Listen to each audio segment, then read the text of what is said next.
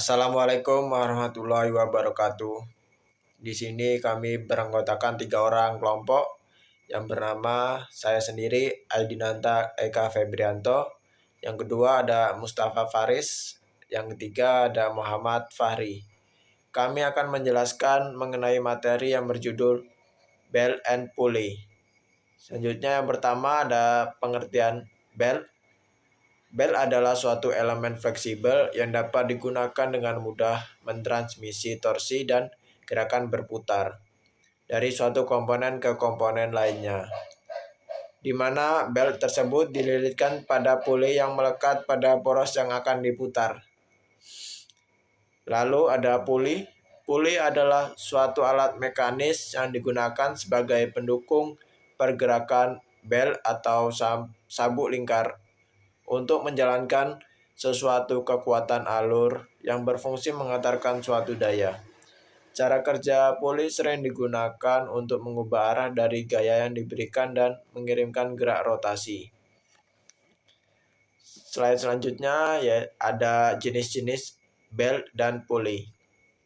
Yang pertama ada jenis belt yaitu V-belt, kedua flat belt, ketiga timing belt, keempat circular belt atau rope, yang kelima V-rivet belt, keenam Colgate V-belt, ketujuh ada Toothed belt, kedelapan Bandit V-belt, yang sembilan yang terakhir Liquid V-belt.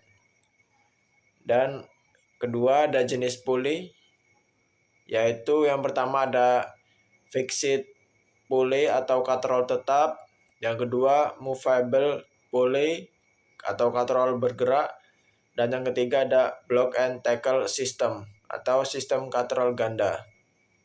Ya, di sini kita masuk ke dalam pengaplikasian belt dan pulley pada mesin. Yang pertama ada pengaplikasian belt dan pulley pada mesin industri.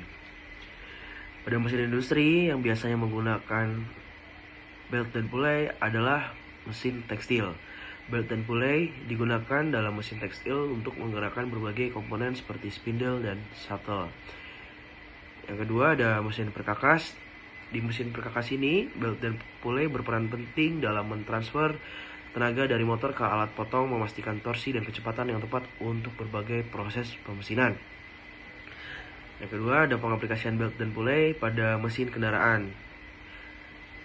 Kendaraan mobil biasanya menggunakan belt dan pulley untuk memainkan peran penting dalam sistem penggerak mobil, termasuk drive belt untuk alternator dan power steering, timing belt untuk mengontrol katup mesin, dan fan belt untuk menggerakkan kompresor AC.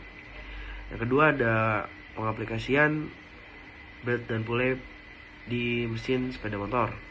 Belt dan pulley biasanya digunakan dalam sistem transmisi untuk mentransfer tenaga dari mesin ke roda belakang dari sepeda motor itu sendiri. Oke, baik.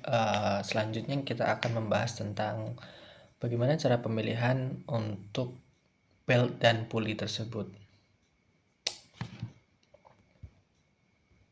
Yang pertama ialah dengan menentukan kebutuhan sistem pada belt dan pulley tersebut. Kita menentukan dengan jenis transmisi, apakah sistem tersebut membutuhkan kecepatan atau perpindahan tertentu.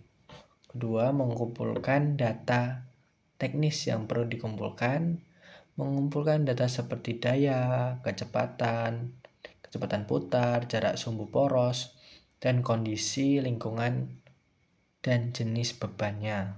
Yang ketiga ada yaitu menentukan jenis belt, memilih jenis belt sesuai dengan kebutuhan dan penggunaannya pada pengaplikasiannya.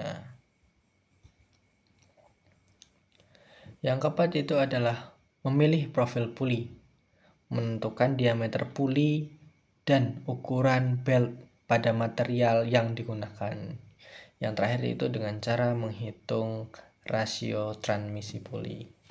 Mungkin hanya itu dari saya. Jika ada salah kata, saya mohon maaf. Wassalamualaikum warahmatullahi wabarakatuh.